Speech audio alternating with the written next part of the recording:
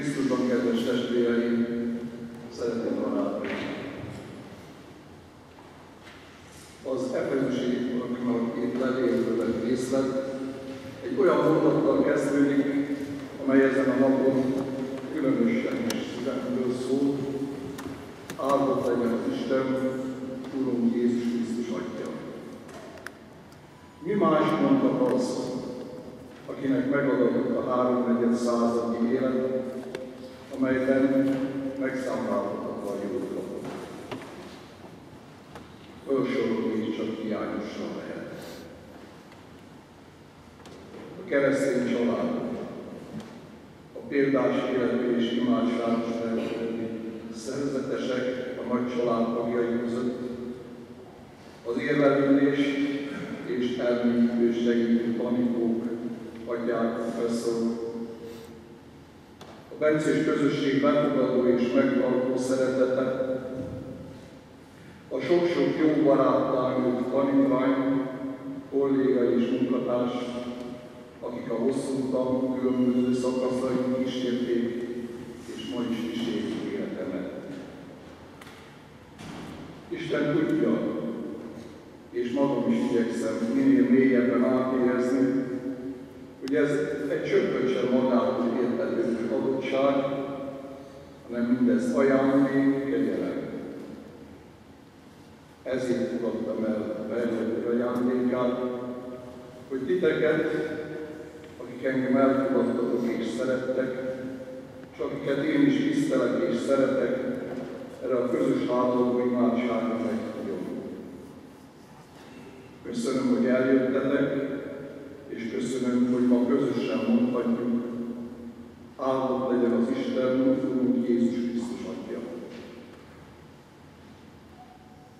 Vannak mondatok, amelyek nincsenek ugyan benne a Szentírásban, mégis az írás egy igazságát hozzák alá, világítanak rá, annak megértését végig kell tennünk. Ilyen nekünk egy 800. német író egyik mondása is.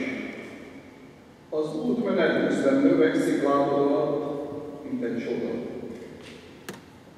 Vannak utak, amelyeket lemérhetők, feltérképezhetők, amelyeket jól ismerünk, még mielőtt megjárnánk azokat. Készen állnak, mielőtt rálépni, útra kelni. Egészen más életünk útja.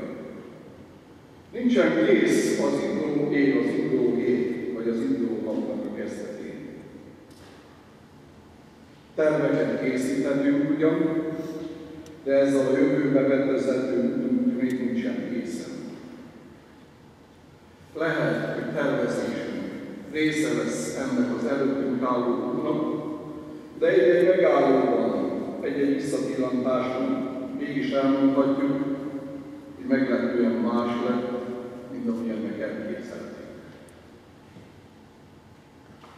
És ha most egyénileg, vagy egy közösség, osztályunk, rendünk, akár nemzetünk sorsa szempontjából végig tekintünk az elmúlt 75 vagy akárhány esztendőre, könnyen észrevehetjük, hogy mennyire nem volt kiszámítható a mi útunk sem, és hogyan növekedett a mi útunk is menet közben a lábunk alatt.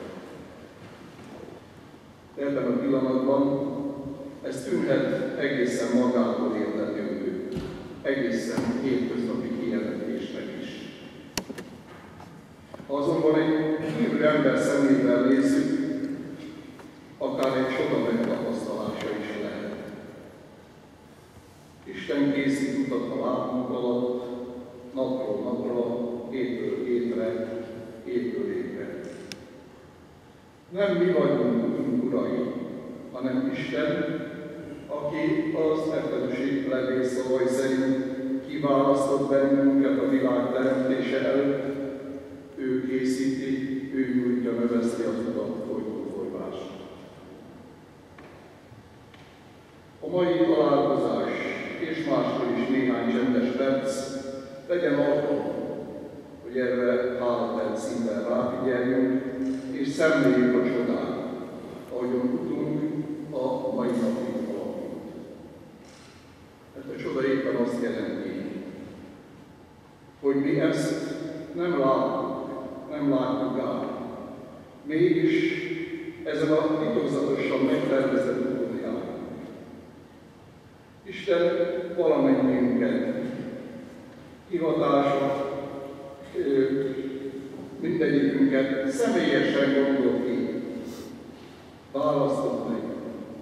Mindegyikünknek hivatása, megbízatása helyen célja van.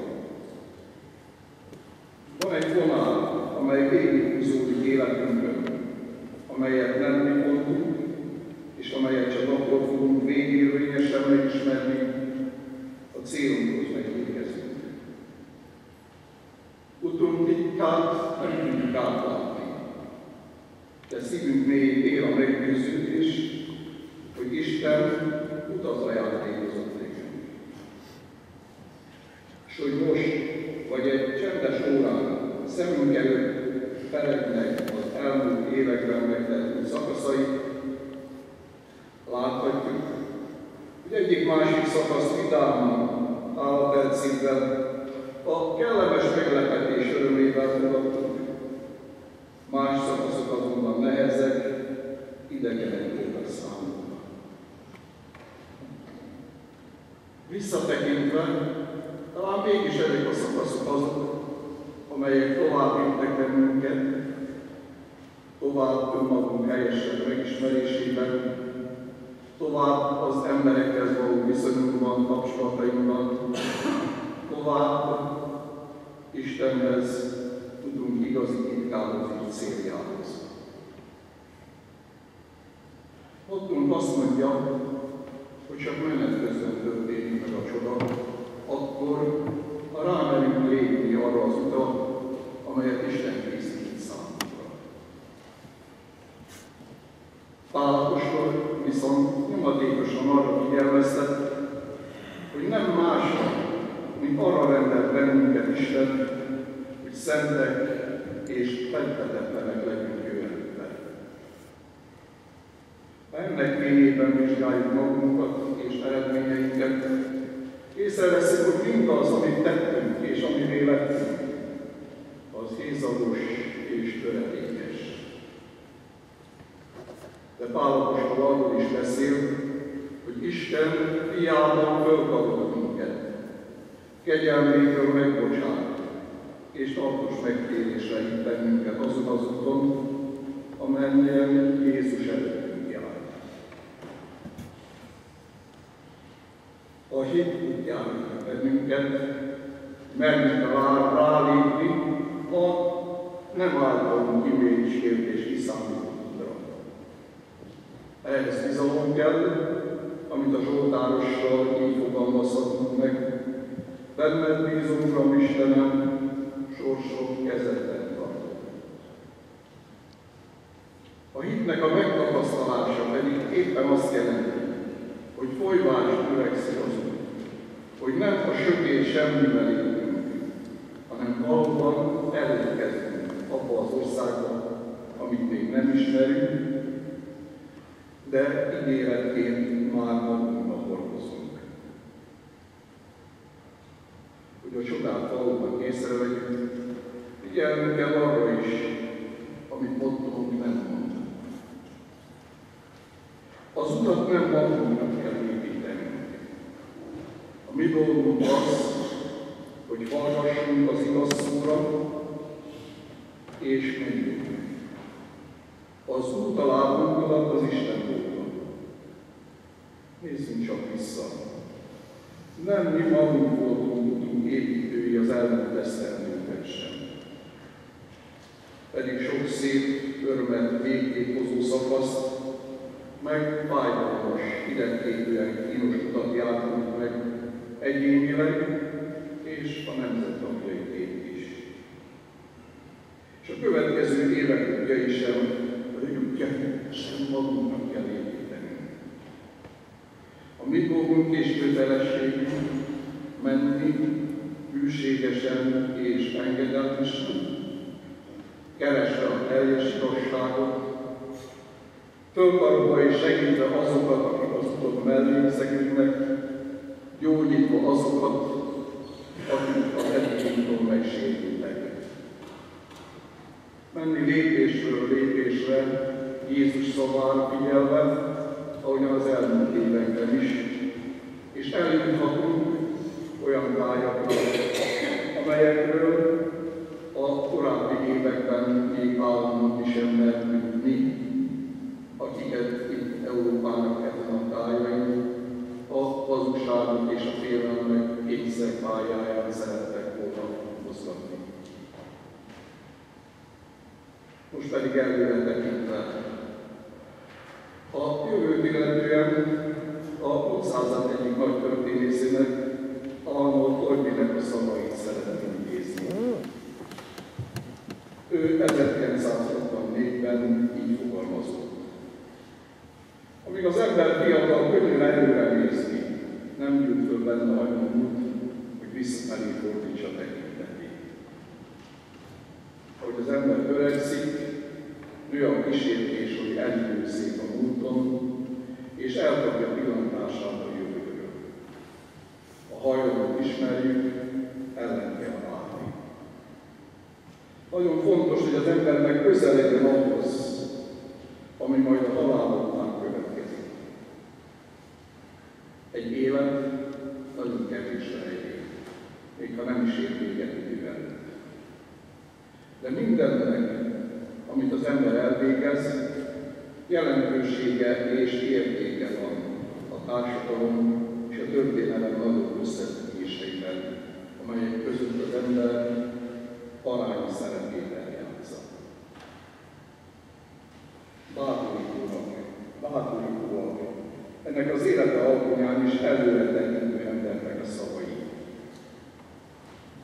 Felelős cselekedetre van tehát szükség, és ezen is érdemes és szükséges elgondolkodnunk egy ilyen évforduló alkalmával. Hiszem azt, hogy mindannyiunkban, akik most itt együtt vagyunk, nem riaszt a jövő, és összekapcsol a hála az eddig megtettükért. Elmondhatjuk, hogy kaptunk erőt és reményt, és hálát kell adnunk Istennek, hogy kegyelméből elfogadtuk a meghívást, nem jutottunk zsákutcába, nem álltunk le az útszélére, és igyekeztünk megtenni mindazt, amit az elmúlt esztendő ránk szabta. Szeretném megköszönni mindazt az imádságot, mindazt a baráti segítséget, amellyel kísértek, és aminek az erejében némi eredménnyel dolgozhattam. De erről csak kevés szó esik, mert úgyis nagy a kísértés, hogy a teljesítményekre, az eredményekre hivatkozzunk, sokszor nélkül Isten előtt is. A veszélyt elkerüljük, a mai vállaldásunkban így imádkozzunk. Segíts minket, Istenünk, hogy ajándékaidat ne tartsuk természetesnek, hogy tudjuk megköszönni az utat, amit te építettél, és amit idáig mutattunk. És légy úti társunk továbbra is, te adj erőt, hogy bizalommal lépjünk az ismert jövő felé, amit te készítesz számunkra, aki maga vagy az út, az igazság és az élet. Hála és dicséret